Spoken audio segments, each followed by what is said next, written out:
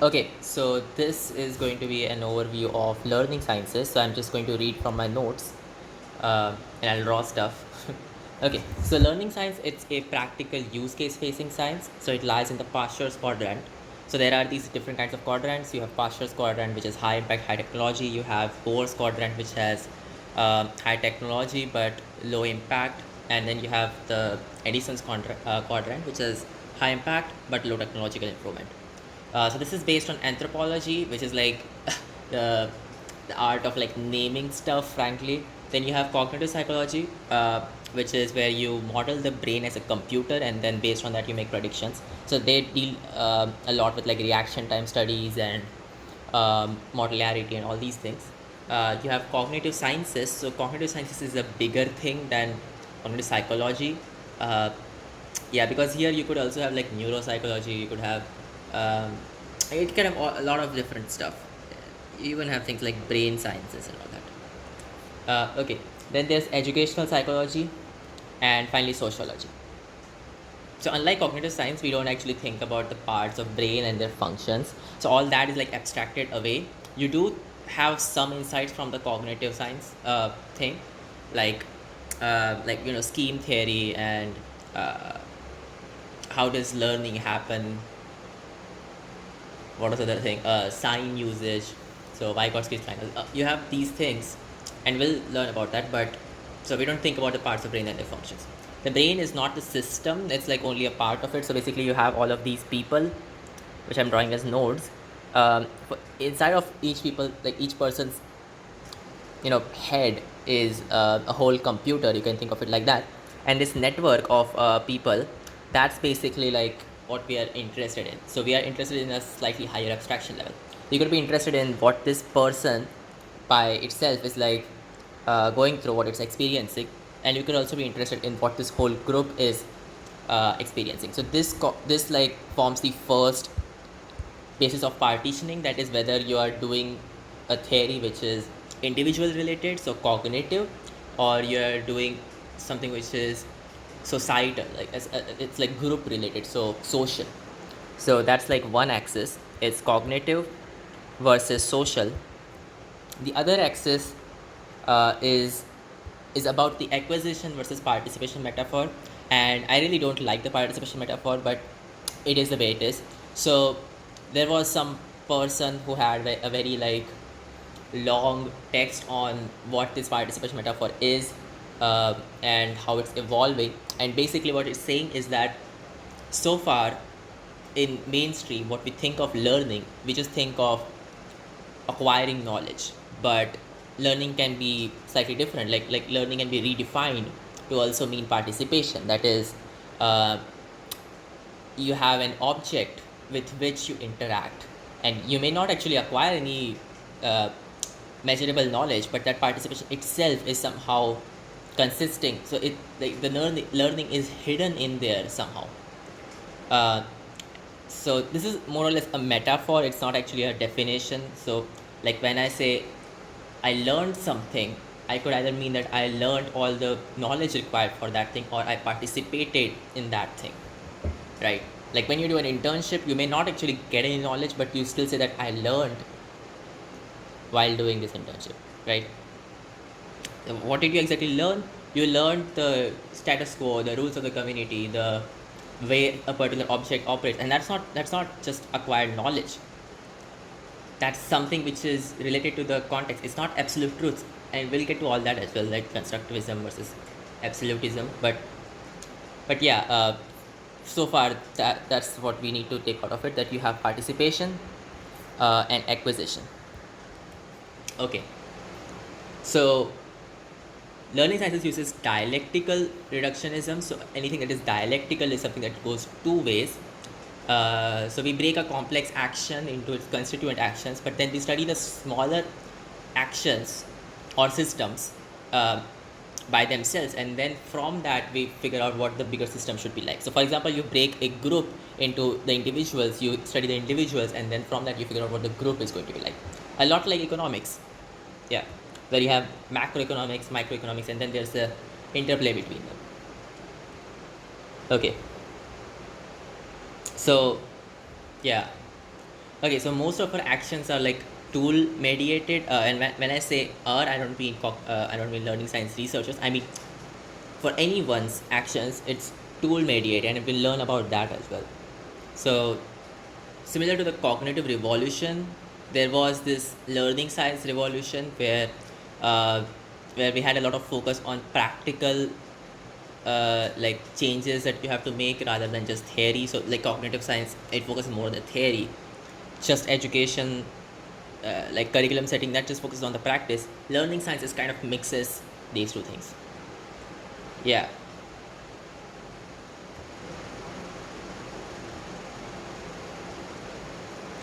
Okay, so we'll study why people go to different sources of information. We try to design environments for learners where they use rote or memorized solutions. Okay, where they cannot use memorized solutions and just they have to go out of their comfort zone or the zone of proximal development. That's where they have to go. And this is like part of something that we call a cognitive apprenticeship. And I'll go in much detail about what exactly these things are. But so far, it's just an overview. Okay. So for a learner to be successful in a ZPD, he needs support. So these are called scaffolds, and we'll figure out what scaffolding exactly is. A scaffold basically should lead to knowledge, which once again is like a term which we need to define properly, and like dispositional outcomes that can be used even in a different setting. So that's the participation metaphor transfer of learning going on over there. So a scaffold is usually what we call a more knowledgeable other. Like this could be a book, a person, or even ChatGPT. So we also study the effects of timing and frequency on feedback and guidance provided by the scaffold for inquiry learning. So inquiry learning is something which we'll do after the midsem, so I haven't like got into that. But the basic idea is that the person that wants to learn something, like you just take a child for example, he'll go and ask his parent a lot, like insane amount of lot about all kinds of different objects, right? Like what's a peacock, what's a hen, what's ABC, etc., whatever, right? So the frequency of giving back this knowledge, like hints and all that, that's what inquiry learning is about.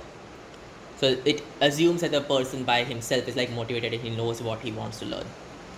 Then we study the effect of introducing technology in informal learning ecosystems. So there's also another course going on which is on technology in education, which I'm not taking. But yeah, there they discuss this in detail. We also learn how games can be learning environments. So there's this guy who created this thing called Logo. It's like turtle graphics. We study how that could like incentivize mathematics, for example. Then we study the maker movement, authenticity, purpose in making. So this is going to be on different levels. You could have like maker movement on an individual level, like you have bricolage and all that, and you can have maker movement on a slightly bigger level where you have meaning making for the whole community. Okay, then so the logo thing that I was talking about, there's another thing like that called computer supported intentional learning environment, or CSILE for short. So this fosters knowledge, and this is still there, like it has a website by the way. Yeah, so you could just go and look at it, but like really it's not important. You have design based research, so it's a technique. So this is where pragmatism comes in. So the usual science method is like you isolate the system, and then on that very standardized system, controlled system, you basically do model fitting or learning or whatever weird thing you want to do. Like, yeah. Design based research, on the other hand, is a lot like what they do in software development. That you design a system, you see how good it's doing. Based on that, you get some feedback, and then you redesign it, and you keep going until you overfit to the system that you have. Oh, yeah. So you design a solution, and you overfit the solution to the system. That's what I should say. So this is something that is used a lot in learning sciences. So it's basically about system design rather than about proper research. This is not like generalizable, but it's like very effective. Okay, so that's just the overview. Yeah. Uh, okay. Then you have these random tidbits everywhere, which I got from a few lectures. So you could also have like in learning sciences, you could also have empirical studies, but they are not there a lot. It's more or less qualitative. cognitive psychology has a lot of empirical studies. They have reaction time studies mainly. Even behavioralism, they just completely rely on empirical evidence. For them, improvement, like development, is in fact learning. So obviously they do that. They just disregard all the mental states. So learning as a design science, that's another thing, that another perspective that you could have. So I'm just like reading through my notes. That's why this might be a bit uh, like it's like a mashup of everything. But yeah. Then there's something about randomized control trials. These are cases where like the sampling was done from full population. So this is something from statistics. Like it's a statistical technique. Like you have this systematic sampling, random sampling, stratified sampling, all these stuff. Then you also have like control matching, and then you have randomized control trials where the sampling was done from the full population. Yeah. Uh, okay. And then you have this educational interventions can't be generalized, so RCTs don't work well and are the final backup plan. So this is basically saying that if you have a nationwide study, right? The way this usually occurs is like for each individual, you want the study to be valid. So you want it to be extremely generalizable. But these kind of studies more or less do not work, and that's because RCTs, randomized controlled trials, they don't really work in the real world. Yeah, like every classroom is unique, so the only way to function well is to overfit to the classroom, right? Like if thinking of of the solution as some sort of, I don't know, like some sort of model, then you want the model to overfit the weights and all that to be set so that it overfits to a particular system rather than it trying to fit to every system. Yeah. Okay. uh so once again, that's I'm reading through my notes, and some of this is just like lecture notes.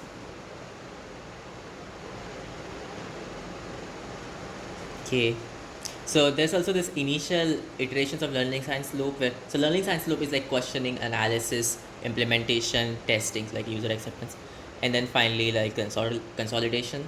So in the initial iterations, the questioning and ideation thing. So the analysis is usually like qualitative rather than quantitative. Learning science is a very qualitative field where you are supposed to be part of the group and then mix yourself into the crowd to understand what's going on for the crowd. Like they say that no matter how detailed of a quantitative study you will do, you just cannot understand exactly the issues unless you talk to people or you are there on the ground. Okay. And now we finally get into some real stuff. So let's get into the first thing. It's called constructivism. Yeah. So there are two kind of things which we need to worry about. So both of these are in the acquisition sector. No, it's like called hemisphere, whatever. So what we have is constructivism, which is cognitive, because it's talking about an individual. Sorry, constructivism. And then over here you have you have participation over here, right? Yeah. So we're still talking about just an individual, so it's still cognitive. But then now you have constructionism.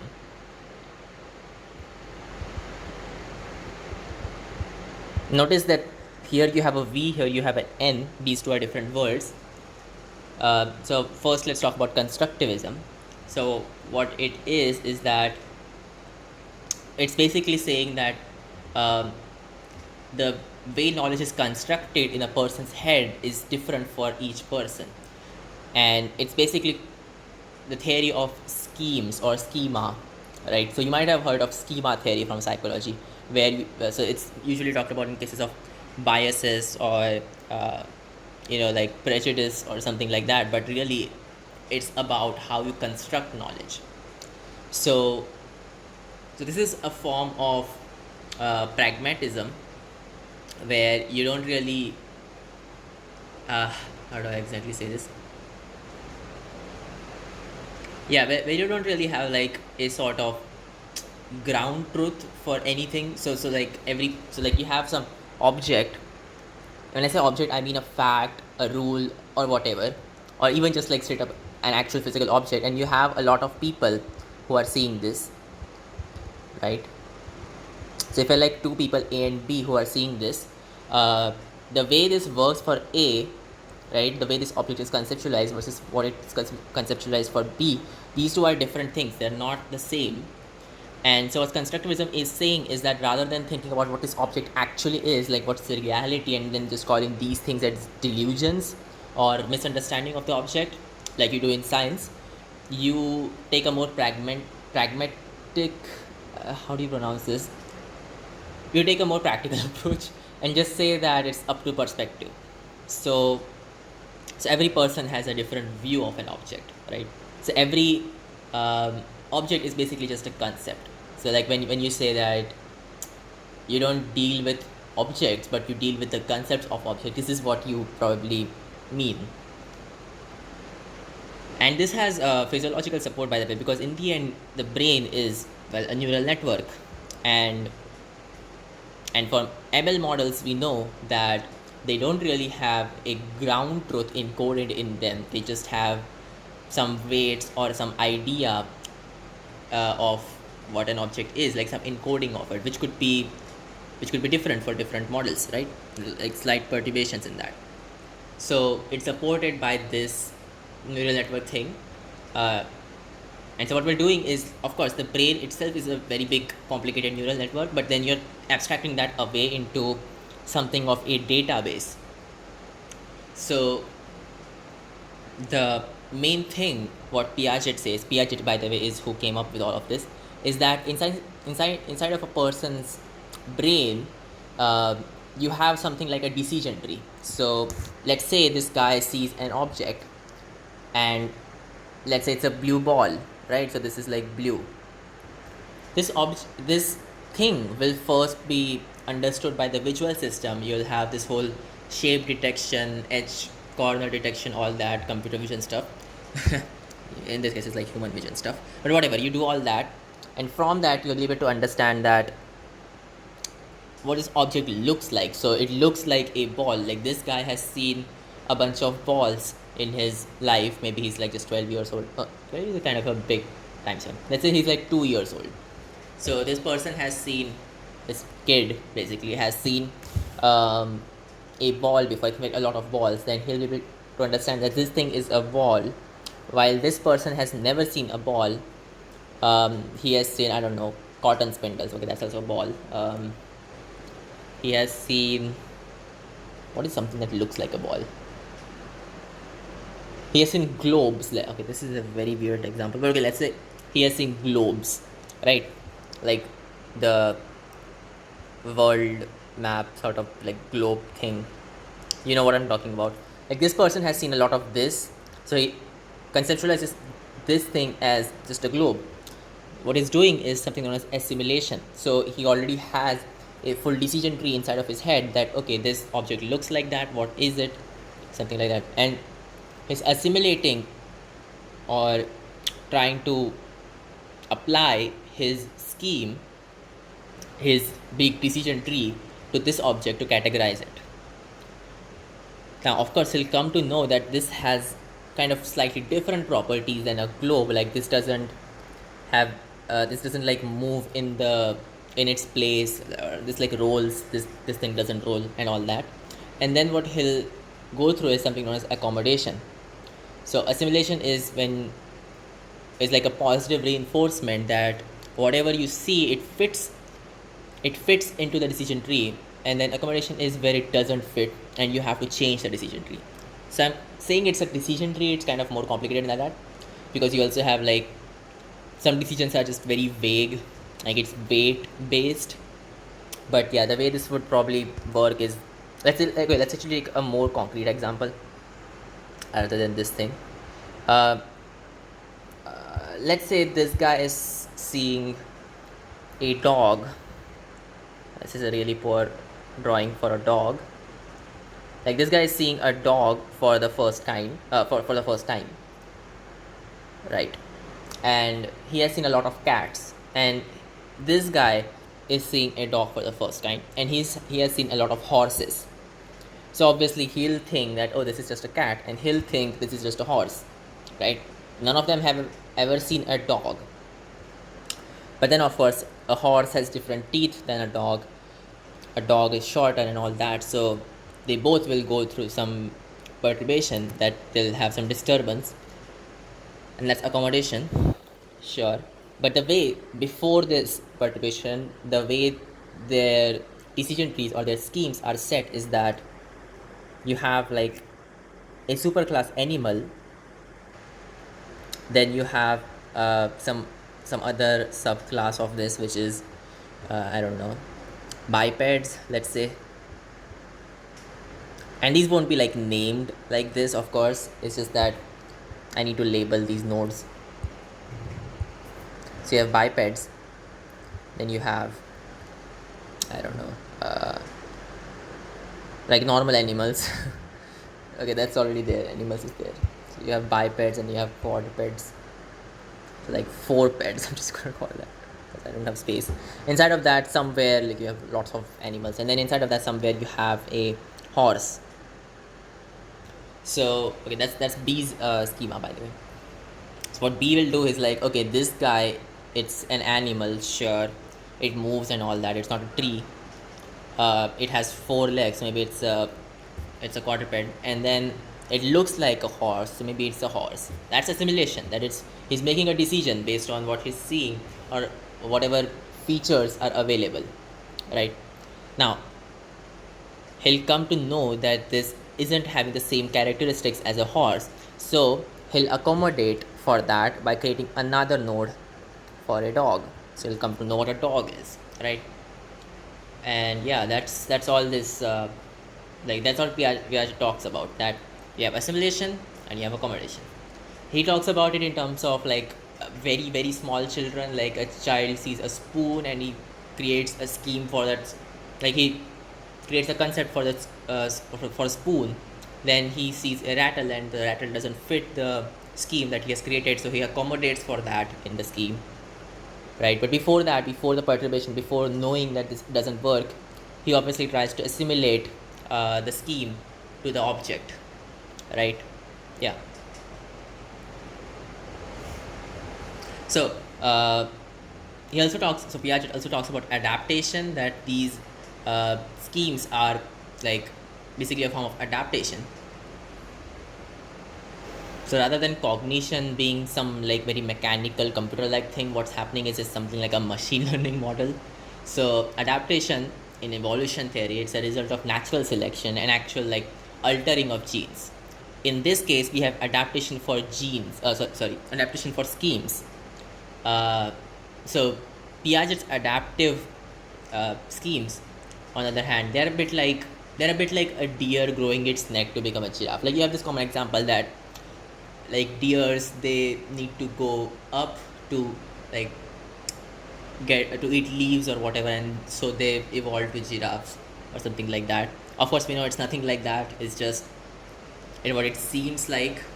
But what Piaget is saying, it is a bit like that for schemes, that because it's not working, so you have to come up with something new. And you still have natural selection, that only schemes which make sense work, right? So the mind does not like come up with the best solution. It just comes up with a viable solution, something which is at equilibrium, something where your schemes aren't all scattered all over the place, and it's nothing's making sense, and it's all incoherent, right? Yes, like without any other stimulus, it's not incoherent, that it's at equilibrium. Now obviously you get a stimulus and then you experience a perturbation where it's now suddenly not in equilibrium, because the experience you just had, you can't assimilate your scheme to that. Yeah. And then when can an organism have this kind of a mental structure? When can you have schemes? So for an organism to have that, it should be able to remember things. So they should be able to remember experiences. It should be able to distinguish between blue and red and all that. It should have some sort of an impression of blue. Speaking in terms of the Hume's and Kant's like theory of mind, you should have impressions. Yeah, what was I going to say? Okay. So he should be able to remember stuff. He should be able to have some way to distinguish between these things. So that's two over there. First is remember. Second is distinguish. He should have some sort of preference for like these different experiences that he's having. Like, oh, he eats something, he feels nice, he I don't know, bumps his hand over some sharp object, he doesn't feel very nice, something like that. And then the fourth is a tendency, a very natural tendency to establish recurrences, that it should happen naturally, that you establish patterns, right? So it's basically pattern matching or pattern finding, I guess is the correct thing. So this is like involuntary. I don't think involuntary is the correct word to use, but you should just naturally have a drive to do this thing. And humans have this drive. They have a very natural drive to do pattern matching. They'll apply their knowledge to everything that they can see in the world, right? Yeah. Okay. So when I say obviously like the some way to distinguish between schemes, that obviously also means some way to have similarity between the schemes, right? Because otherwise, like, these are opposite words. One kind of implies that the person is also capable of doing the other thing, right? Yeah. And then the next section is about the instrumentality of schemes. So schemes aren't just some side product; they actually are kind of important to the organism. There are two ways that a scheme is instrumental. One is just the sensory motor level, where the scheme helps you distinguish between predators and prey and fellow citizens or like whatever, right? You just recognize objects, you understand what this object is, you do like actions based on that, right? So it's very sensory motor. And the other is reflective abstraction. So sensory motor is more like a stimulus response pair thing. So that's sensory motor. Motor response for a sensory stimulus, right? And then you have reflective abstraction. So this is where the learning stuff really happens. So you get some stimulus, sure, and there's your scheme, and obviously you also have some response, but we don't really care about the response. What actually happens is that the scheme kind of sees a perturbation, and then you change the scheme because of the stimulus. Actually, the correct thing to do would be something like this. You have scheme, and then you go through some stimulus, and then you have some scheme dash, where this is a more stable or viable scheme. Okay. And then of course you have some schemes which, you just can't fit into the stimulus response thing, like identification of a self. So there are these operative schemes that don't have immediate usage, but they help the organism anyway to achieve a more coherent concept, right? So these schemes are something like, I don't know, these abstract concepts like foresight, planning, thinking, a sense of self, a sense of others, a sense of somebody of the same species as me, right? A stage where you can impute your own experiences and say, okay, so since the other person is a bit like me and I'm a bit like me, I mean, obviously I am me. In that case, the other person must also be experiencing the same things as me, and that can only happen because you have a scheme, because you yourself are also a scheme in your mind, right? So, like in your database, when you say you have all these like different traits of you, that you breathe, you eat, you do all sorts of things, and then you have somebody else, right? Maybe your parent, and they kind of do the same thing, and so there's like a 90% overlap, some parent, right? And then you also do these other things, like you feel pain, you feel happy at times, you laugh. I mean, obviously that's kind of, you'll see that. And so you also assume that other people also do that, so the parent must also feel pain, he must also be happy at different times, and all these things. So that's this sort of reasoning can only happen because of schemes. Because if you don't have a concept of you, in that case, you can't really, apply this to some other person and then have a concept of the other. Yeah. So basically, he's like imputing his cognitive functions. This child is imputing his cognitive functions to his parent or to anyone really, to some other child, for example. So now we can make some predictions for the other person that if I'll hit this guy, he'll probably try to hit me back because he's going to feel pain. Things like that.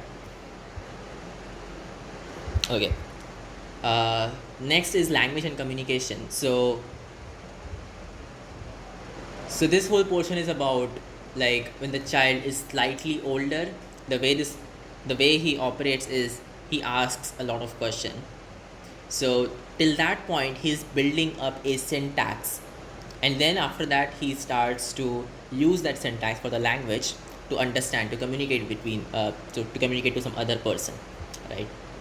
And this can also be seen through a sign usage lens, but so far we don't know that, so I just see it through constructivism. So basically, language is a bit like code. It's meaningless by itself. Like if I just give you a bunch of Chinese characters, you won't really understand it.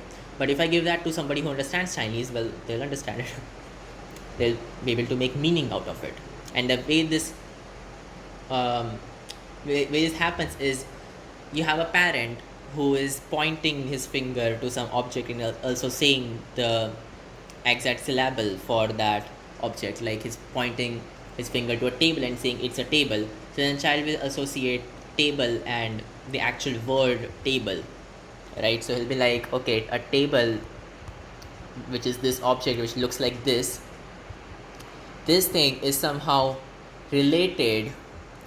This is like related to this word table. Yeah. And he doesn't even understand like letters at that point. He just knows the sound, and that's why oral communication comes first rather than textual communication, because the first thing that the child is able to access is of course the sound, not the language, not the written language. Yeah. So if you like point multiple times to a table and say this word, the child will probably understand what a table is. So similarly, like if you show a bunch of pictures to a child where you have two objects and you also write TWO with it, the child will associate this TWO thing to a concept of two-ness, right? So like he knows that, okay, this picture where you have these two buttons, that has somehow that's somehow related to this concept of a two word. He doesn't even understand what words are at that point, but he can like he can remember this exact thing. And then this thing is also somehow related to this, and this thing is somehow also related uh, to this, and that's how he builds the concept of two-ness and three-ness and so on, and eventually all of mathematics. Okay. Of course, since this encoding of information at the sender's end and the decoding at the receiver's end aren't exactly the same, the information is of course altered. So like for example, okay, I have actually written a really bad example. I don't want to write this example. uh,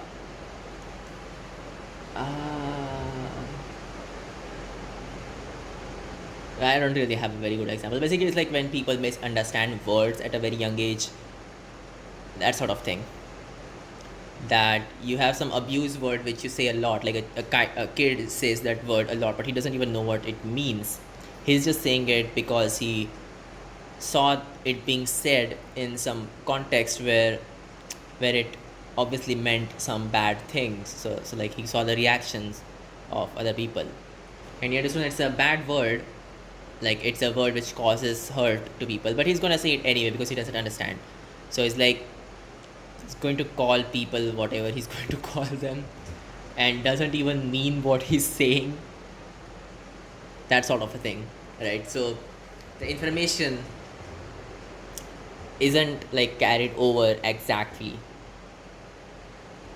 And this happens even if you try to teach someone what a particular thing is. Like if you to tell a person what an apple is, and that person has never seen an apple, he'll probably not be able to distinguish between an apple and some other fruit which looks like an apple. Yeah, so he'll think like, okay, orange and apple are the same or something like that. Okay, so this is where this very old concept of performance versus understanding thing comes in. So you could have a child memorize syllables, memorize sounds, and recite those sounds like they do with prayers, right? That you don't really need to understand what the prayer is meaning. You just have to say it, basically, right? So that's your performance, and you'll get good like appreciation from that performance. But do you understand what you're saying? Of course you don't. The reason you don't understand is because you're not able to associate that prayer with other things. So so let's say you have a prayer in some language which you do not understand, let's say Sanskrit, and you recite this prayer a lot, then you're able to basically like rote memorize the whole thing. Yet you don't know the meaning of the words because you never actually associated those words with anything. You don't have the scheme for understanding the prayer, basically, right? You don't know the words. Yeah. So just telling, which is basically what instructionism is saying. What instructionism says is that you have a teacher, and this guy is basically like transmitting information through language to some kid, and it's assumed that the kid understands the language, and because he understands the language, he also understands information, right? So this is basically like info which is encoded in language, and then you're sending this info, but this guy, he doesn't speak this language, so obviously he doesn't understand it. And that's how like primary education kind of fails at teaching kids anything, because they assume that they already know the language. So you have these language barriers in schools, like people grow up in some native language speaking community, and then they get transferred to a school which is in some international language, let's say English, right? And they don't find it very comfortable because they're not able to understand most of the words. So even though you are telling them a lot of stuff, they don't understand it. So just telling isn't enough, apparently. Also at the same time, like if you, the apple example, like if you just describe something, it's not enough for the child to actually understand what the thing is. Like if you tell that a triangle is something which has three sides, that doesn't make any, that doesn't help a child because he has never seen a triangle. But if you say this this object, this shape is somehow related to the sequence of letters triangle, the kid actually understands it. The kid is somehow able to relate these two things, right? So teaching by example somehow turns out to be better than just teaching by language, right? So like this is a triangle, this is a triangle, so now the kid somehow understands what a triangle is. Oh, this is a triangle, so maybe a triangle is something which looks exactly like this. Okay, this is also a triangle. Accommodation, right? Because you just saw a perturbation over there. Okay, a triangle is just something which has 3 points. Okay, this thing, this shape which actually has 3 points, this is not a triangle. Once again, some sort of perturbation that, okay, a triangle is not just something which has 3 points, it has 3 points and three straight edges. And so the child understands what a triangle is. Now all of this would not have happened if you just told him that a triangle is something which has 3 points and three straight edges, because then he doesn't even remember that, frankly. He'll be like, okay, that's some random fact which I don't really care about. But when you do this, he does remember, because the thing is, like, humans are hardwired to find patterns. So he's doing what he's good at, he's just finding patterns at this point. Yeah. So for understanding, you just don't want the child to memorize and recite some prayer. You want him to actually have a scheme for the prayer. He should know what he's saying. He should be able to associate the words he's speaking to different objects and different things. And this is of course a hard thing, like this thing that okay, this is a triangle, this is a triangle, this is not a triangle. How do you constantly tell kids that what is a triangle, what isn't a triangle, or what is some object, what is not that object? And that's where group learning comes in.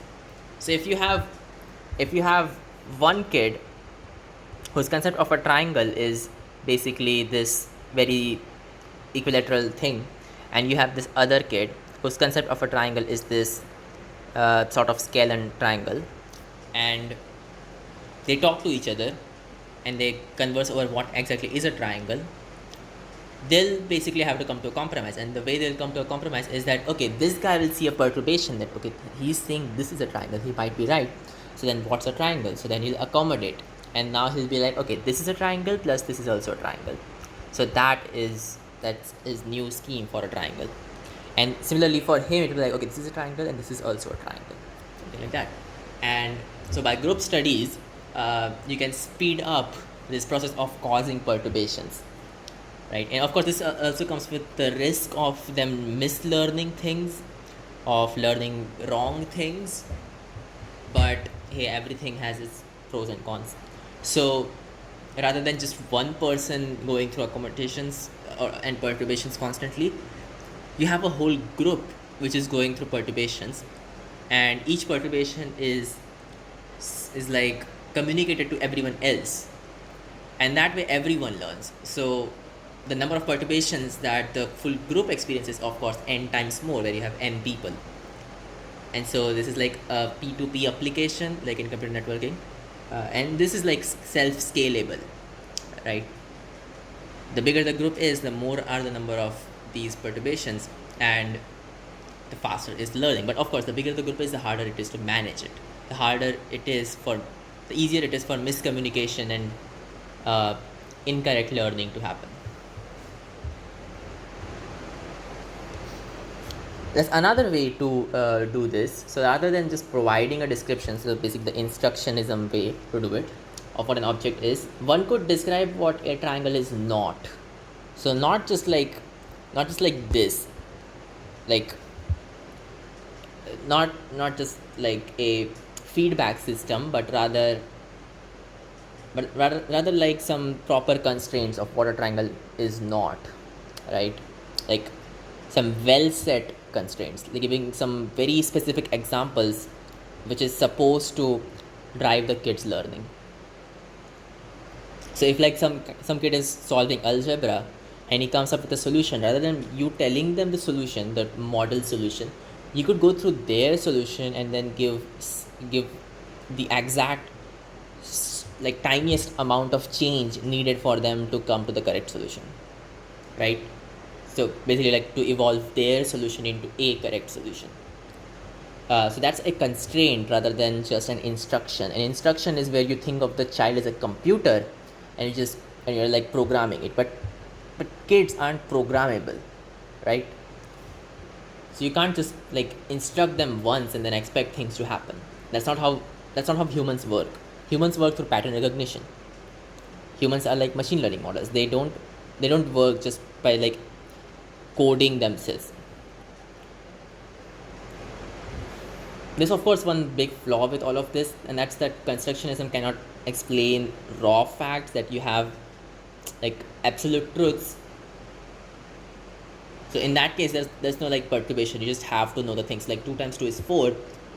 There's no way for you to teach the kid that, or to like make him understand that, other than him just rote learning that thing. Yeah. So how do you like explain something like 2 times 2 equal to 4 in terms of schemes, right? You can't. It's just like a fact that's in your database somewhere. Okay, so that's constructivism. Sorry. Yeah. And now we're going to go to constructionism. So constructionism is entirely different because it uses a different definition of learning altogether. So whereas constructivism, it still focuses on acquisition of some mental structure. Constructionism, it's saying that learning is when people make stuff. So rather than them just doing some activity, it's when they participate with an object and then they come to a creative solution or develop a few traits of a maker, right? So that the traits that they're after are these. First is bricolage. So it's just a fancy term for saying tinkering. So they are basically having fun tinkering with the object that they're working on, and that's bricolage. Second is a style. So each person, each maker is having a different style for the way they are doing something. Like if you have two programmers and they are programming a solution to some problem, they'll have different code and they'll have different input output mechanisms and all that, right? Different interfaces. So they come to a self-made style. Like when you have people doing algebra, the way they are going to solve things is like different for each person. That's Piccolla's style. And then you have oh yeah, so there's this very informal term called soap culture math.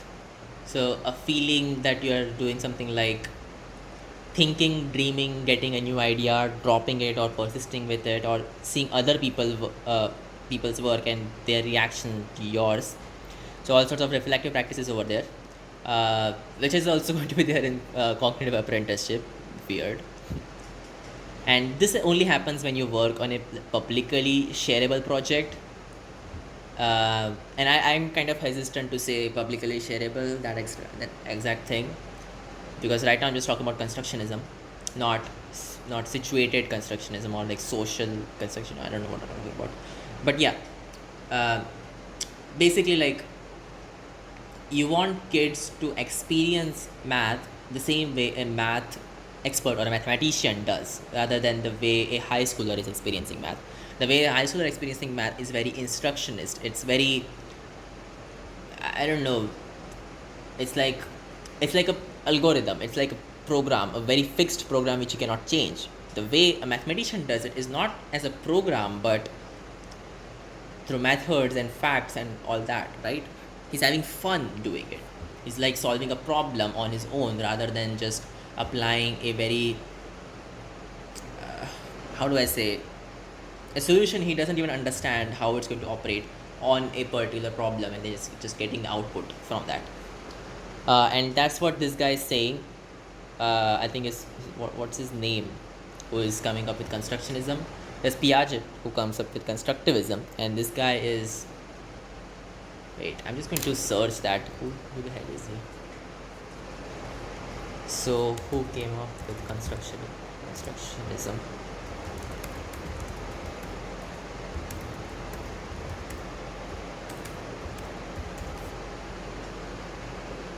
So that's Papert. Okay, Seymour Papert. Okay, cool. So Papert came up with all of that.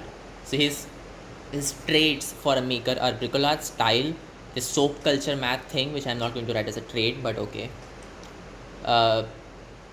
Epistemological pluralism, as multiple natures of knowledge. So that's like basically constructivism over there, except that constructivism is multiple knowledge, just multiple knowledge. In fact, this is multiple natures of knowledge. That is, one could be a more formal and deductive thing, one could be a more experience based or situational sort of thing. Like one could be reading programming from the documentation, and somebody else could be doing programming by experimentation and just trying out a bunch of things. Both are correct. That's what constructionism is saying, that both are correct forms of knowledge. So you have bricolage, you have style, you also have epistemological pluralism.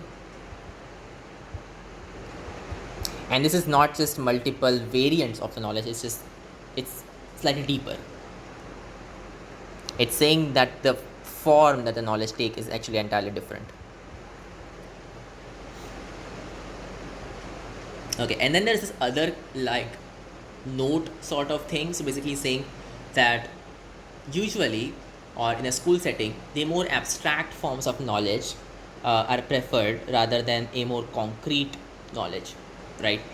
And the examples he gives for these things, like for this fact or claim, is like, I don't think it's the correct thing that he's doing over here. So basically, what he's saying is he has this uh, he has this program called Logo, which is basically Turtle, like before Turtle was ever used, and is making kids program Logo and create graphics and animations and all that.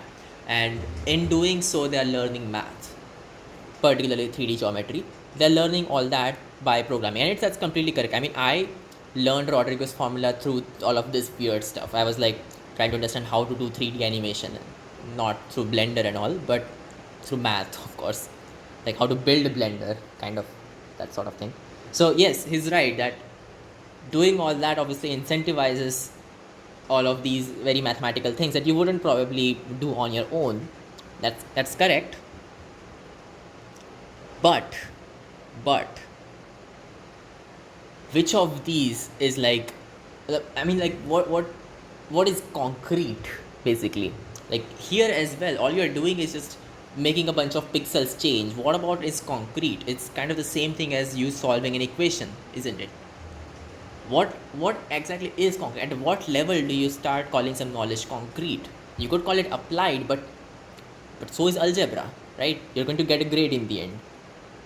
You apply your knowledge and you get a grade, so it's also applied in the nature, like in a sense. Yeah, same as programming, that you apply this knowledge to get some specific output. It's just that you like this output more, that's all. So I had a whole discussion with the professor, and apparently when we say concrete, what we kind of want to say is meaningful. That is, what you're doing is having is meaningful to you. Like it's not just reciting a prayer, or it's not just randomly remembering facts. It makes sense. It forms a coherent story, right? You're experiencing all these things. You are experiencing bricolage, that you are having this to and fro with the object, a negotiation on what you can do, can't do, all those things, right? Like you are directing your whole focus to that. You are developing your own style, and you have multiple different ways to do this thing. When you have all of that, it naturally, that's what it's claiming, at least, leads to a style, leads to meaning, basically, that what you're doing is somehow meaningful to you. Versus if you didn't have any of these things, then you wouldn't be feeling very meaningful. So if you just had the recitation of some fact, you wouldn't be having bricolage, you wouldn't be having a style, and then you would think that this is just some meaningless activity, which is basically what most university kids go through. Yeah, so anyway, so yeah, that's what Peppard says. And the last thing he said was something about ZPD. I don't think. Okay, that was my own note over there. That's not what Peppard says. Peppard didn't even talk about ZPD. Okay, so that's constructionism at its core, but then you also have situated constructionism. So constructionism is really just about bricolage and style, but then he also adds other factor of a sort of participation and community thing going on. So you're not just creating artifacts, but you're creating publicly shareable artifacts. So there's a bit of motivation inside of that what you are creating, it's meaningful not just because of these things, but it's also meaningful because other people are going to be able to see it. But really, what I think is all of that is just like adding extra incentive for the kid to do some particular thing, right? And you're basically baiting them into learning math by learning programming, which, is it really like teaching them math? I don't think so. You're surely making them feel the same way that a math expert does, but they're not doing the same thing that a math expert does, right? Like they'll become programmers by the end. They won't become mathematicians. You're giving them a teaser, nothing more. Okay, so that's constructionism. Very controversial, I would say, but also very celebrated. Sorry, constructionism, not constructivism. Constructivism was the other cognitive thing. Yeah.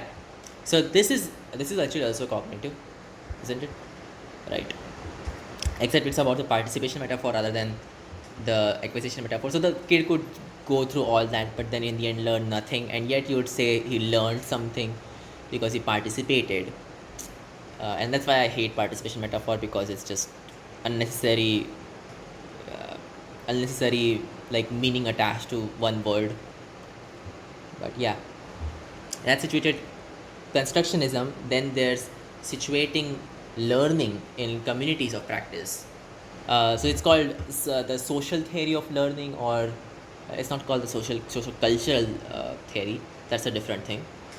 But yeah, so there are multiple views of what learning is. Of course, you have the cognitive plus view, where you think of a brain, basically, or like a person's mind, and we don't like to talk about minds, right? We don't talk about non-physical objects, but you know what I'm saying.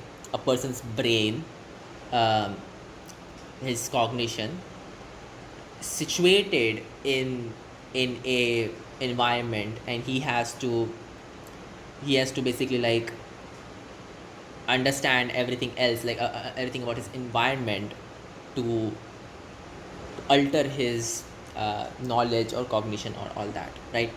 So cognition isn't a result of the social process, right?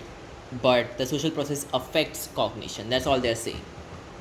That's just like some external thing. So they don't focus on what external is going on. Then there's an interpretive view. So I'm just gonna write all these views. You have the cognitive plus. You have the interpretive view. So the interpretive view is that things such as language, protocols, etc., which are basically conventions, these are a function of community, and they change over time. So there's no such fixed truth, basically, right? Like the meaning of a word changes, the what's good and what's bad changes, right? Power, rights, morality, there's moral relativism, all that. You know what I'm saying. So even feelings and identities and all these things are basically now part of cognition, because all of these define what we call good, bad, and whatever kind of partitioning you want to do. It's all it's all situational, and it's all interpretive, that you interpret these things. You don't you don't know things, right? In cognitive plus, you know things. And then you have this situated social practice, which is basically the constitutive view.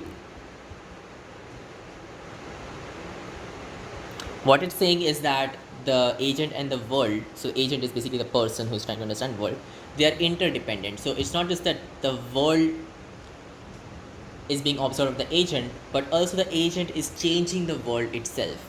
So it's a like bidirectional thing going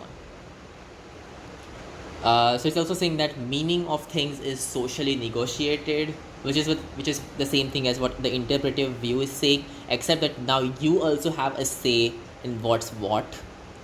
Then learning is about relations among people, uh, and so it's going towards participation metaphor, which I don't like. Okay, whatever. The world itself is socially constituted. So basically saying that even science is historical, and so it's like historically and socially embedded. The way we call things, the way we write notation, and all that, we do exactly these things because, well, history. Yeah. So whatever you do also has a ripple effect on what the community does. So there's a two-way relation between the person and the world. So both shape each other. Yeah. So the situation of your learning is historical. That what you learn is also like based on what your history was, but also what the community learned is based on what its history was. So it's like this compromise thing that you have, that you didn't have in the interpretive view. In the interpretive view, whatever you had is irrelevant. Your job is just to interpret the world around you, right? Yeah, and the world will change, but there's nothing within your hand. In the constitutive view, it's not the same. It's like the network itself is knowledge, right? The status quo is knowledge. In the interpretive view, everything, like, there is a status quo, but you are not part of the community which decides what the status quo is going to be. In the situated social practice thing, you are a part. So even the researcher is unfortunately a part of the social practice. So it's like a qubit, for example. Like, the moment you measure it, you have done something, and now it's not what it was naturally supposed to be. So yeah, you even like trying to study it is going to change it. So yeah. uh, so the learning is considered within the practice itself, and not just as a, not just like the learning is in the context, but rather learning is the context. Okay, and now we finally actually get to the real meat of this whole section, that is communities of practice. So we're going to start from legitimate peripheral participation. So basically, when a peripheral participant goes through the social process of increasingly centripetal participation, so you have a legitimate peripheral participant over here, an LPP, and then this is a community of practice. Community of practice. I don't know. It could be like crocheting, right? And you are here. You have no idea what crocheting is, but you just saw some Instagram reel where somebody's crocheting or whatever. You saw something, and now you want to crochet, right? The way that you would further proceed is through a centripetal participation, that you want to go inside of this community, and whatever event triggered this going inside, maybe I don't know, you just were just way too angry that you were not getting any progress in your skill, and then you just bought a few things from like online, and then you started crochet. But yeah, so whatever event happened, that is your centripetal participation, that now you are going inside, and after making like participation after making one garment or two garments or whatever, you are somehow closer to the center than what you were before.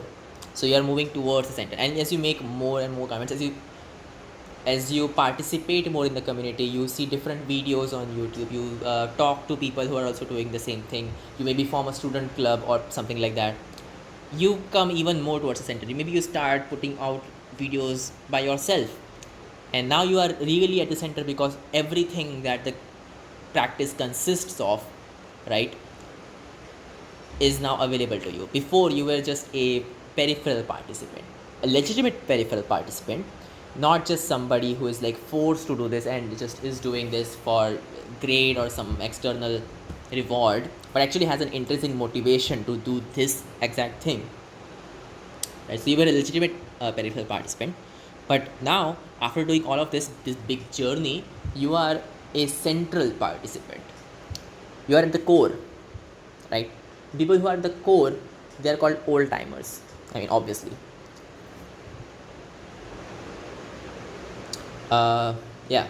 So there are a few examples of this which are in the text that they gave us to read. So one like very popular example is about some Mayan midwives. So they go through this apprenticeship. Basically, that's the only way to really describe it. Is that girls at, I don't know, the age of marriage in the Mayan community, they have this option of becoming a midwife. So the tradition of midwifery is like, it's consisting of a bunch of routines that a midwife is supposed to do, like maybe cook, maybe do this. I don't really know what it's about, but yeah. So they don't have to be taught. There are no classes for this thing. Instead, they just hang around other old timers, and then they understand like the job, right? They ask people, and they get it. Like, for example, when I try to first uh, like understand laser cutting, laser cutting is just a very small skill which I learned. So I had no knowledge about laser cutting, but then somebody just came up to me and said, I want to laser cut this thing. I was like, okay, I'll do something for you. I'll figure out how to laser cut this. And I went to Tinker's lab because they have a laser cut over there, right? And I talked to people. Nobody had to teach me anything. Nobody had to instruct me. Nobody had to put me in a classroom and give me some external report that, oh, you'll pass a course because of this, right? So there was no external motivation. It was all internal. uh, and when I say internal, obviously there's the motivation of getting, like, being able to do laser cutting, and of course the, like, I was a legitimate peripheral participation that I had no idea what laser cutting was. But then something happened. Somebody told me how to laser cut. They showed me the way, and then I understood how to laser cut, right? And then later, when somebody else came up to me, I was like, I want to, so like, and they said, I want to laser cut all this. I was actually eager to do that. I was like, okay, I know how to laser cut. I'll show you. So from me being a newcomer, I became a slightly towards the center of this practice of operating that laser cutter. And this is a very bad example. So like laser cutting is not a good example, but you get the thing that uh, that there's a pull towards the center, right? Yeah. Um, okay. So another example is the Alcoholics Anonymous community. So it's basically a group which is aimed at rehab from drinking, and uh, and this is very weird stuff that this guy talked about. I don't know why he talked about this particular thing. So the stuff a newcomer does in the community is mostly just silent and symbolic, and eventually they learn the language, the lingo. They start to participate centripetally, and then finally it leads to them reaching the final stage, which is where they convince even more people to join the community, a bit like a pyramid scheme or a religion. But yeah, there are these examples. And then what else is there? Okay, so when a community reaches an equilibrium, the rate of old timers retiring and newcomers joining is equal. That's just like talking math over there. So people may retire because either they are in the center for too long and now they don't really see a value, their priorities are changing, or maybe they're just being pushed out of the community, or maybe the community itself is changing and they want to be part of the old community or something like that. Like the practice itself is changing. Like a statistician now is not what a statistician was 10 years ago, right? With all the machine learning stuff that you have. So that's participation. That this is the core of participation metaphor. That when you learn, you're basically participating, right? Learning is in fact participation. Now, when does a person not learn in this case?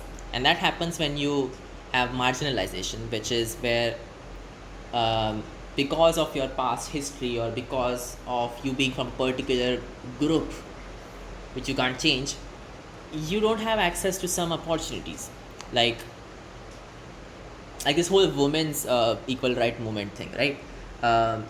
Because of them being from a different gender than what the community around, like what most communities were around at that point, like let's say engineering for example, and even now there's like less percentage of women over there compared to men.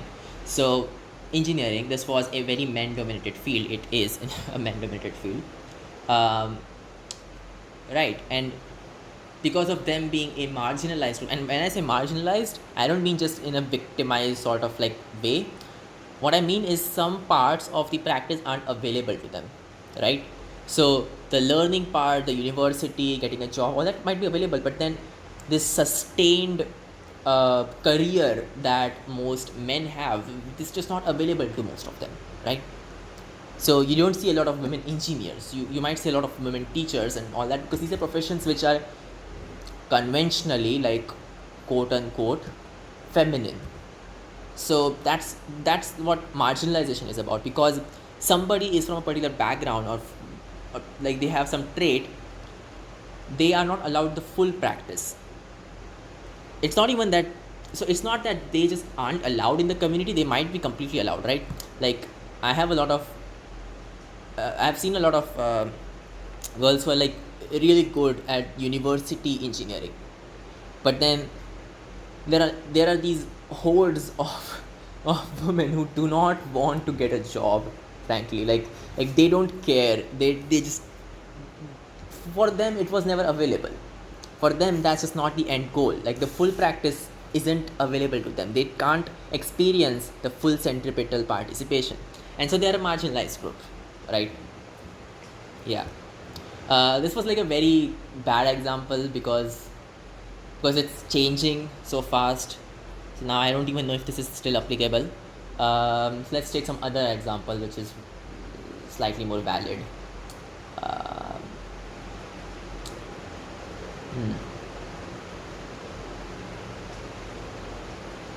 what could it be? Another example.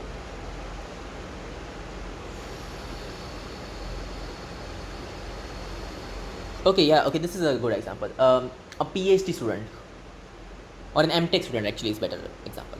Let's say you have an MTech student and they somehow get a bad advisor, right? So the way this works is the advisor or the supervisor or whoever, the professor, he's allowed to do whatever research he wants, whatever papers he wants to publish. But the MTech student is not allowed to do that. He's not allowed to just put on whatever like knowledge he has or has acquired or has developed into the world and be praised for it and get a paper out of that. Instead, he has to have some support from the professor and do what the professor is doing. So the whole thing isn't available to an MTech student, right? No matter for how long he does that, it probably just won't be available because his duties are different. Compare that to somebody who's doing a PhD. For him, all the things are in fact available. He has to do his own research in mostly, and then you obviously have the professor who is the least marginalized, who can do whatever he wants. So even though the community is actually not segregated as MTech, PhD, and professors, like these things change. Like once you were an MTech student, now you're a PhD, and then you're a professor or something like that. But if you just think of a person being an MTech and forget that he's actually going to graduate, just think of him as just an MTech student forever, that person just won't be allowed to participate in the most full manner. Like most of the practice will be hidden from him. So that's marginalization. And then you have commoditization, right? So this is when a product or the enterprise of the community, it's not meaningful. It's not meaningful directly, but indirectly, that what a person creates is going to be exchanged for some other thing. It's not meaningful for the person themselves. Like you had farmers who would grow food and then also eat parts of their produce, right? And they were very in tune with this whole process because it had meaning for them. They were literally growing food for themselves. You had these engineers who would work on problems, and then the innovations that they come up with, they actually had meaning from that because they would use these innovations in their life, right? You had all these innovators who took on these challenges all by themselves with no real incentive because they were invested in it.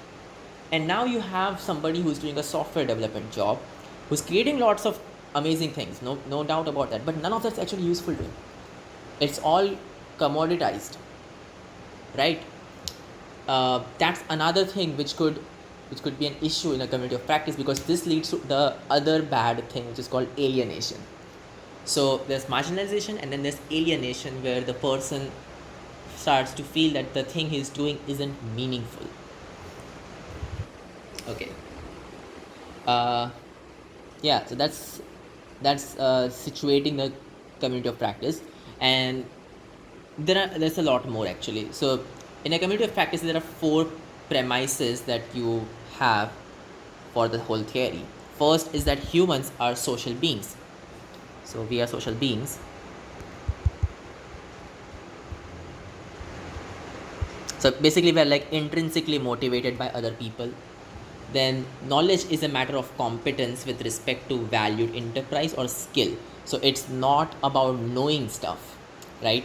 Somebody could sing in tune, somebody could sing really good, but it does not mean that he actually knows a lot of stuff. It's just that he's very competent at it. But for the participation metaphor, knowledge is basically competence, right? So You could be completely an idiot in actually understanding programming language theory, but you could code really good in one specific language which is very useful in the practical world. In that case, you're competent, right? So whatever is the valued enterprise or skill, if you're competent in that thing, you are knowledgeable. It doesn't matter whether or not you actually have real knowledge. If you could just make a living using whatever knowledge you have, you're competent because you can stand in the community of practice. Okay, so knowledge is basically competence, not just acquisition, right? Then knowing is participation in the pursuit of enterprises or skill. So if this is what knowledge is, what's learning? Learning is of course participation, and learning has another synonym called knowing. So that's participation in the pursuit of this thing. So it's not just participation, but rather centripetal participation, that you want to do more, basically, like you're pursuing this. Because just participation would be that you know a few skills and then you just basically keep using the skills for do whatever you're doing before. So that's not centripetal, that's just stable and like you're staying there, right? Time has nothing to do with how much you are in the core. It's not that an old timer is literally an old timer. An old timer could also be somebody who has just worked for 5 years versus somebody who has worked for 10 years over the same skill, never really improving. Okay, so knowledge is just participation, knowing is participation. And finally, meaning. So the meaning is the ultimate product that we want to have from a community of practice, and this is where active engagement with the world is needed to produce. Yeah. So meaning is a cyclically defined thing in the text, because what they're saying is that this is going to sound really dumb, but meaning is our individual and collective ability to experience a life and world as quote unquote meaningful. So this is completely circular, and I frankly feel it's a bullshit thing to say. So instead, I'm going to define meaning as an emergent property, emerges basically from a few different things, from reflective practices. So it emerges from identity, where you identify yourself as being in the community, uh, from belonging,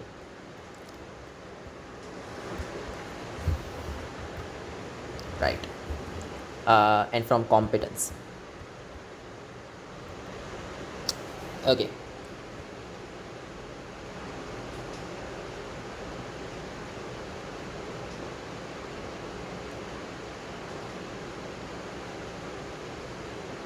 Yeah, okay. So these are the four premises for doing communities of practice. And this is basically what a community of practice is built around, that people are social beings, knowledge is competence, learning is participation, and meaning is an emergent property, which I don't want to circularly define, so it's going to occur from these three things. Okay. And now we are going to go to what each of these three things are themselves, in fact. Okay, so the first thing is, what's competence? So competence, which is defined as knowledge. What's identity? So identity and belonging, these two things are basically because we're social beings, and meaning emerges from all of that. Before doing all of this, I think we should go to practice. So shared historical social resources, frameworks and perspectives, and system virtual engagement with action. Okay, it's like complete random stuff. We don't want this.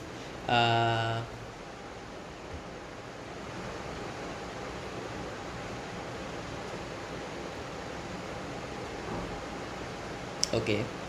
So, by the way, this competence thing is very much based on the community. Like, you could be having somebody who does like extremely good yoga, and then he goes to a gym. He's not actually competent because he only does yoga, and the gym is a community which is built around weightlifting or these other bodybuilding things, right? So, yeah, competence is in the context of the community, in the context of the, so it's competence in the enterprise of the community. And okay, let's go to belonging and identity. So belonging is um, it's not as simple as basically like just being engaged in the community and aligning yourselves with the norms of the community. It's actually about social relationships. So this is something that is internal. When I say I belong, it's not that people see me,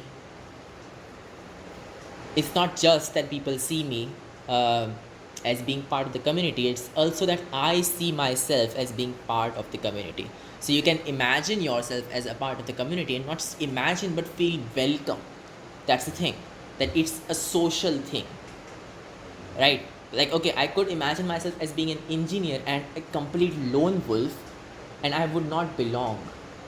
But if I imagine myself as being an engineer and talking to other people and being proud of being an engineer, I belong into the engineering community, if there exists an engineering community in the first place. But yeah, uh, that's what belonging is.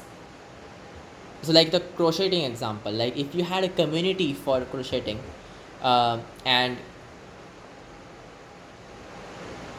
you felt that you belong there, what it means is that you are welcomed by the people over there, you have good relations with those people, so there's the social part over there. But it's also internal, that you feel that you belong. That's what belonging is. And then what's identity? Identity is slightly different. So an identity is where you feel that you are a part of the community, but not necessarily in a social relationship manner, but more like in competence. That a person who is a very good engineer and a lone wolf, he identifies himself as an engineer even if he doesn't belong to the community.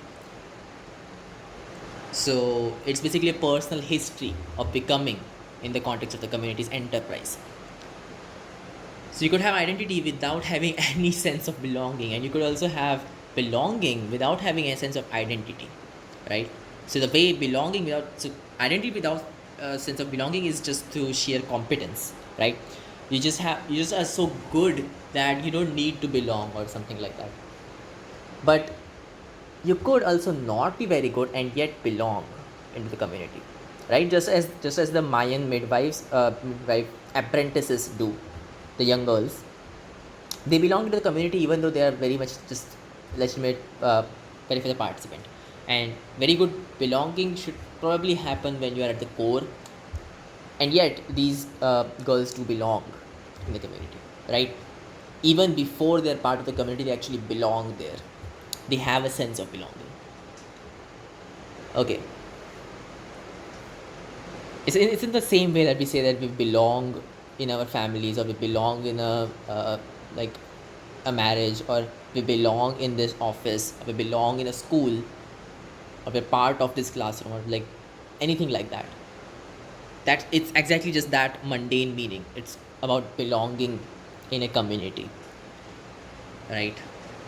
uh, and identity is you identify yourself as a part of this community, or not just part of the community, but identify yourself as what the what the kind of person that the community is trying to produce. Like you could be very competent in something, and then you identify yourself as being a person who is competent in that. So essentially a part of the community, like the engineer example. You could for example learn crocheting really good, and then you identify yourself as somebody who does crocheting, but then you never talk to people, so you don't belong, but you do have identity. And finally you have all the components mapped to other things. So learning as belonging is basically related to the community, learning as becoming is related to the identity, and learning as doing is related to the competence, the practice basically. So doing is practice,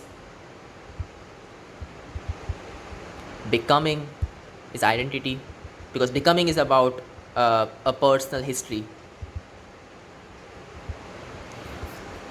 and uh, yeah, and belonging is about the community. So when you do and you belong, you are in the community of practice, and when you're competent, you're also identifying yourself as being in that. And then finally there's learning as experience, which is tied to meaning. So one could work very well in a job he doesn't like and be very good at it, so he obviously has competence, and he has a lot of engagement, right? So he has the practice thing there, and he's also identifying himself as basically being there. Actually, no, he's not actually identifying himself as being part of the community. So he just has competence. He's just doing. So you could have someone with just doing part over there, and he would probably still say at the end of 10 years or whatever time span he did this, that he learned nothing because the thing wasn't important to him. So he didn't actually have a becoming or belonging. Okay, not even belonging, because even if it was important he would probably not belong. So he didn't have a becoming thing because it wasn't important to him. He couldn't imagine himself as being in that position. Okay. uh, so for some examples of a community of practice, family, of course. So the enterprise in a family is, well, to be very frank, survival, because kids can't survive because without resources. Parents can't survive. Well, they can survive probably. I don't know why they're doing that. Probably social norms, or who knows, some misplaced altruism. But yeah, so it's surviving together. That's what the family is about. It's the unsaid rules and equilibrium in a family, that if you mess with this person, then like everyone will be sad. If you uh, do some specific action, then everyone will be angry. These sort of things. So these are like social and historical things that you should not talk about this trigger point with some other person. So that's family. Okay, whatever. So that's the practice, survival. It's a practice, and not just survival but like thriving. That's a survival. That's the practice. So if a new person, let's say a daughter-in-law, right, one of the sons, he gets married and he has a wife, right? So if a person were to enter the family, living in the same home, cohabitation and all that, she would have to learn all these unsaid rules, like not to trigger somebody on this particular thing, not to go at this place at this time, all those things. And she'll also make a few modifications of her own. So that's where this we had these different views of learning, right? Interpretive, constitutive. So that's where constitutive comes in, because it's a to and fro, that she by herself is also making modifications to the community. So of course, if she doesn't go through centimeter participation, she'll never be truly the part of the family, right? So she may never belong. And this of course does happen, and it leads to a feeling of alienation. That is, what you're doing is basically an exchange, right? So it's a commoditization of your actions. You don't actually belong to a community. You don't identify yourself as being a wife or anything like that, and that leads to alienation, right? Obvious.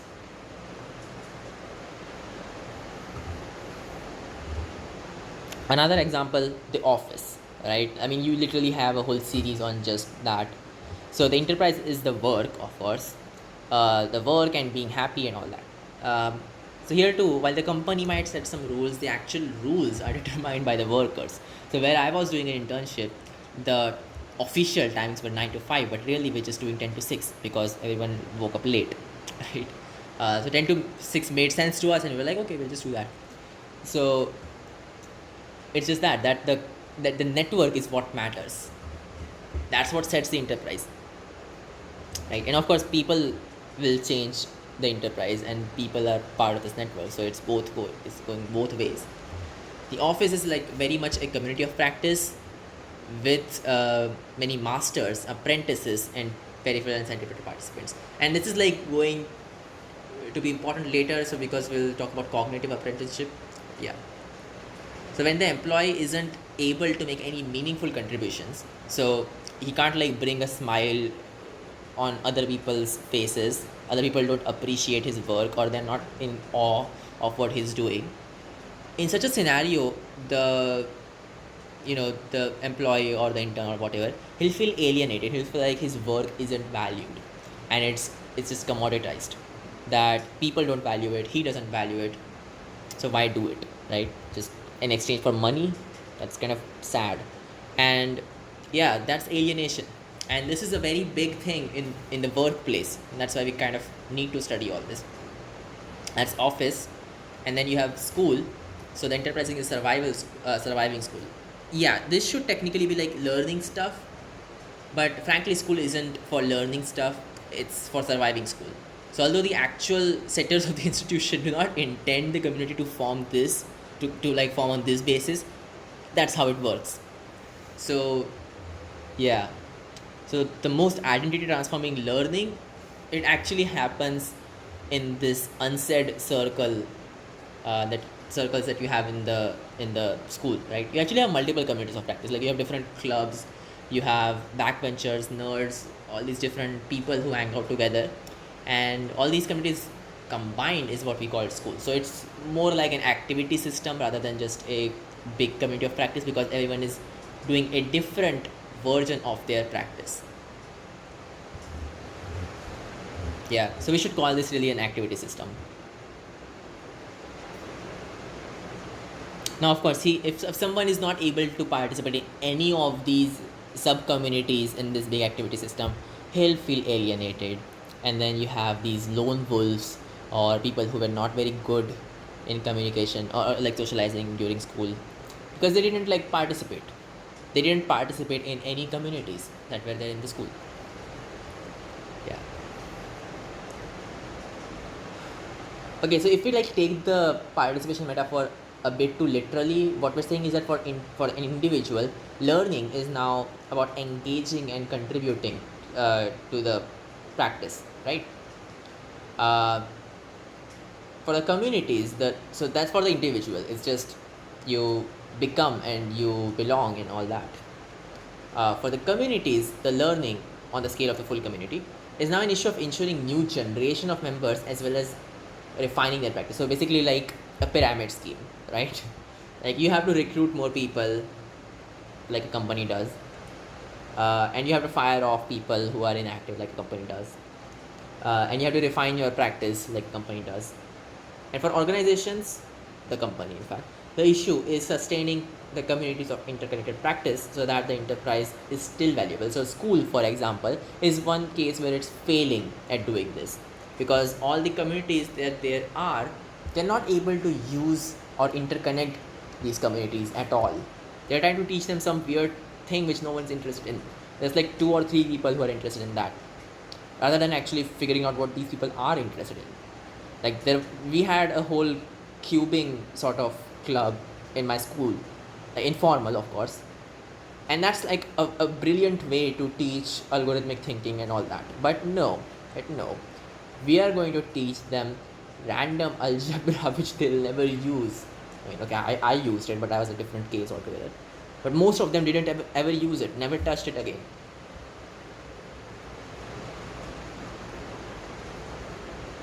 Okay. Then you have different sorts of theories for communities. You have theories of social structure. So it's a game theoretic view of the communities, like you do in economics.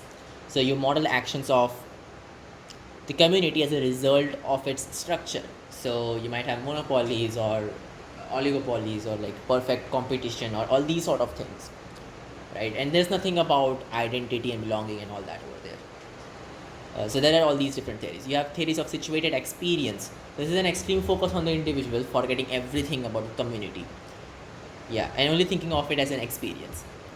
Then you have theories of social. So this is like theories of situated experience. You might apply to things like schools, or things where people have trauma, right? I don't know, like maybe people living in a country which is not a very nice place to live in, or things like that. Theories of social practice. So this is when you're actually concerned with the practice itself, with the reproduction and production of specific ways of engaging with the world, not just with the world, but with the enterprise. You have theories of identity, which could have multiple practices involved, or like different skill sets involved. So this is about the social formation of a person. So for example, this Eric Erikson, he talks about identity as a social construct, uh, like in different stages, right? The same stages that Freud talks about, he talks about the same stages, but then in terms of like how it changes with respect to society.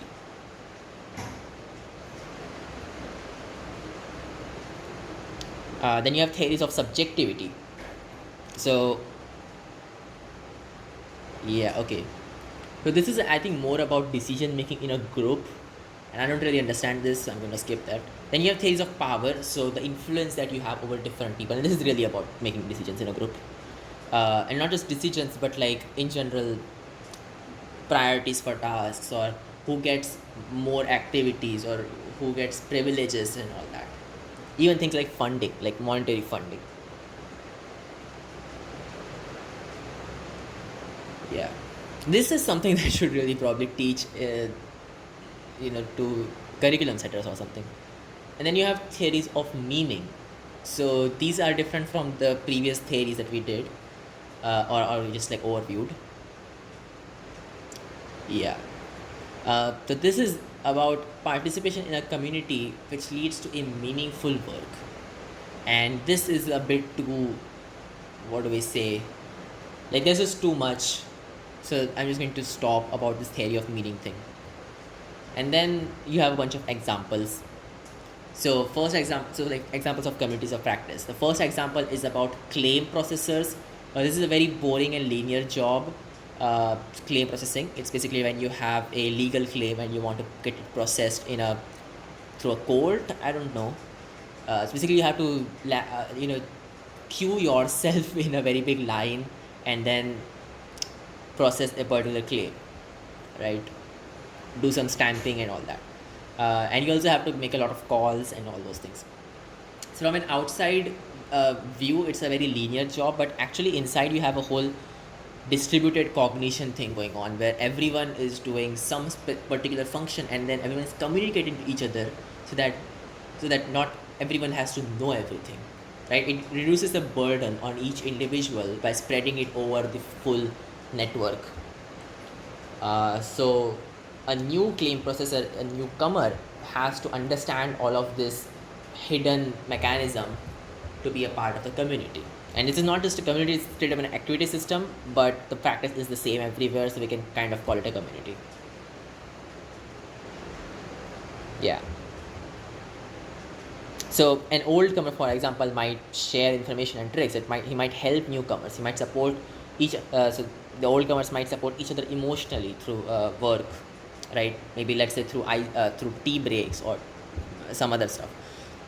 They provide resolutions to conflicts with this stupid institution, right? So the same thing that happens with the student council at IITG, and that there are these stupid things which the institution does which we want to resolve eventually.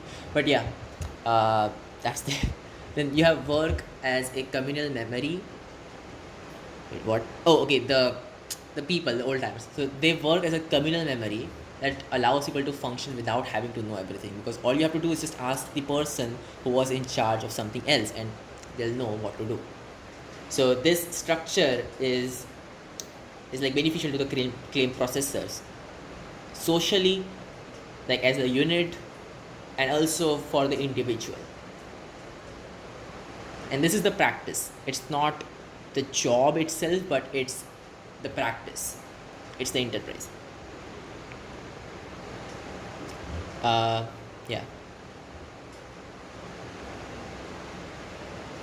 Okay, and then there are these other communities which are based around theory and around knowledge generation, like academia, the research community. Yeah, and these communities are also communities of practice, even though they are centered around generation of acquisition metaphor knowledge, the actual practice of doing all of that is still something that they're based around. So when you want to become a researcher, the way you become a researcher is through participation, not through some acquisition thing, right? It's not like you read through these particular books and now you're suddenly a researcher. No, you have to do research, right? You have to talk to people, you have to engage yourself in that community, and that's how it works, right? They are still a community of practice because the enterprise isn't the knowledge that they're generating, it's the generation of the knowledge itself. Okay, and then you have strengthening of identity. So to help individuals have a sense of identity in the community can have these policies. So incorporation of the members past into the history and having opportunities. So this members past into history thing, this avoids marginalization and having opportunities of participation incentivized by a context of a valued future. Let's say an internship or something like that. So there you don't have commoditization because you have something that you can look forward to. So the work itself is meaningful to you. There's a shared future based around that work, around that practice.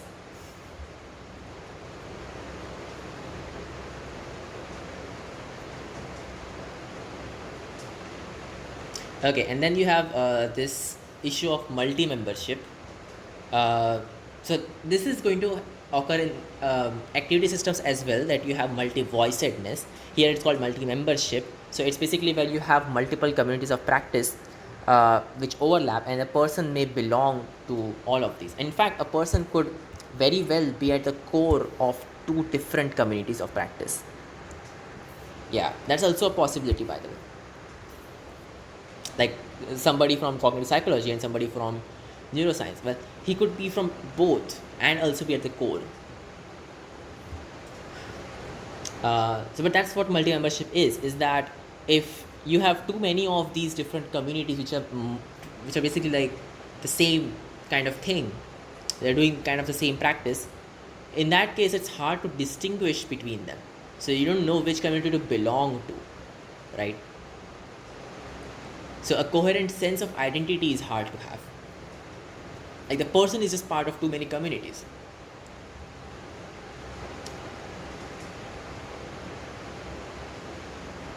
Oh, sorry. This is a bad example. It's not about communities being too close, actually. It's about the person being in multiple communities. So it's different from what I was talking about before. That was multi-voicedness. Yeah. Okay. So multi-membership is when you have a lot of not very strongly coupled communities, and a person is part of too many of these communities. So he doesn't actually feel belonging towards any one of them, and there's no single community which he could identify with, right?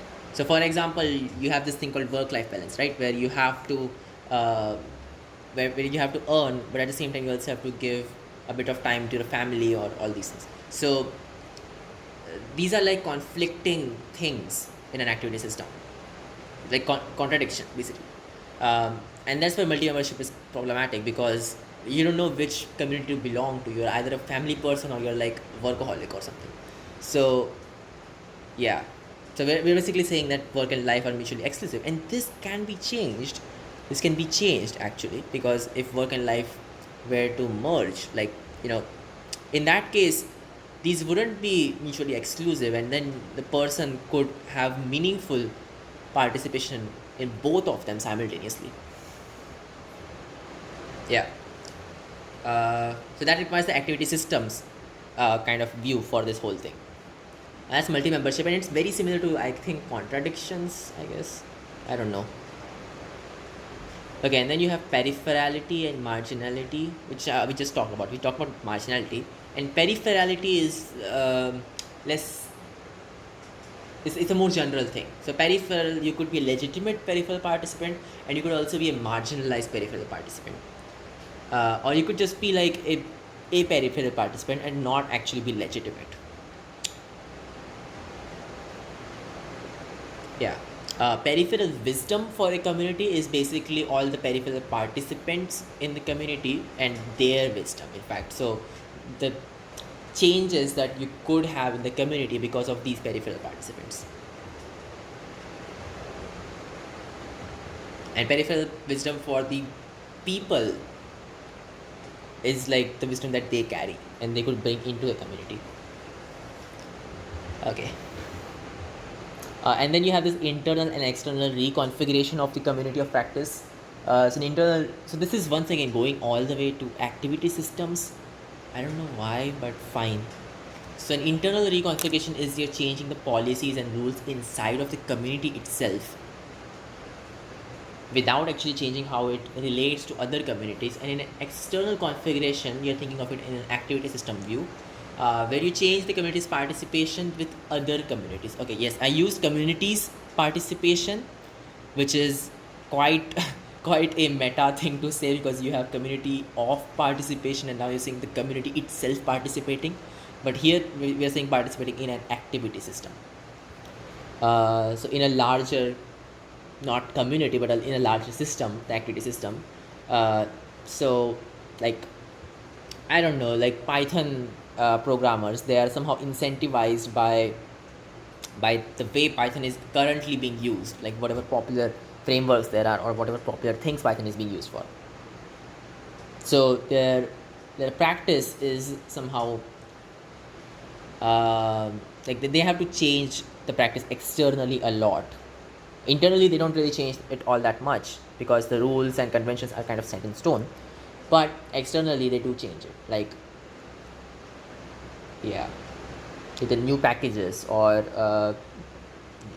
new migrations and all that.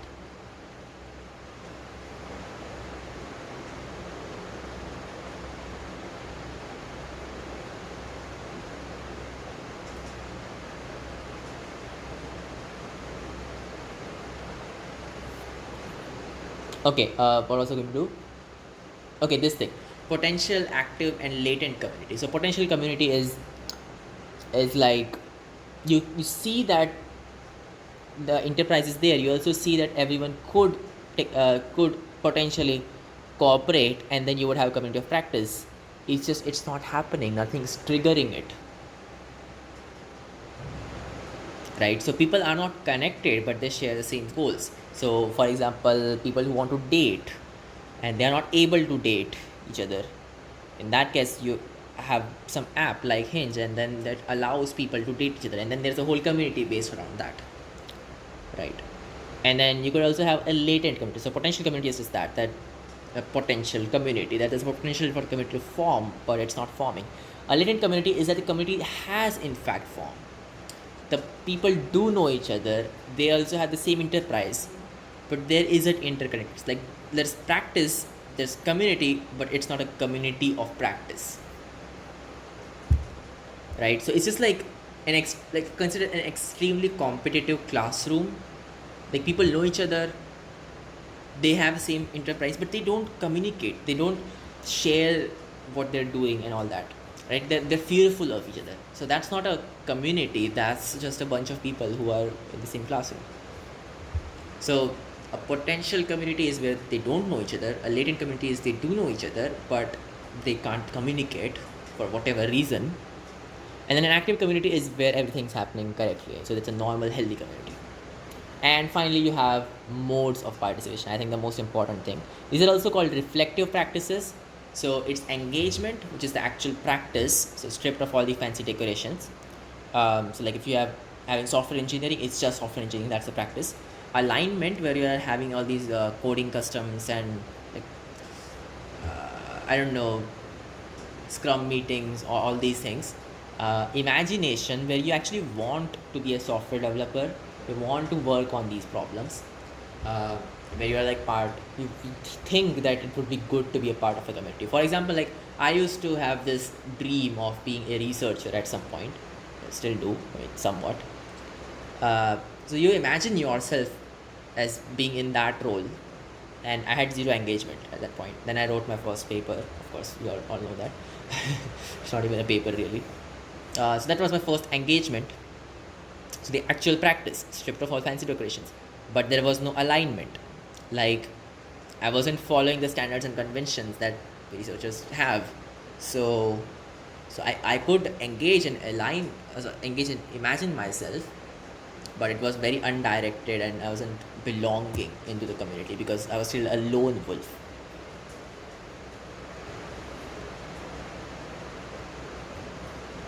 Okay, that covers community of practice. So the just to recap the things that we went over, all these different theories of communities, the examples that we went over, claim processors, this like midwife thing, the Alcoholics Anonymous, office, family, school. We also went through these academia things, right? Acquisition and construction based communities. Uh, we went over how to strengthen the identity, which is like not important. We went through what multi membership is. We also saw what marginality is, what alienation is, what peripherality is, how to reconfigure identity for the community itself, and what are the different types of communities, so potential, active, and latent, and also the modes of participation.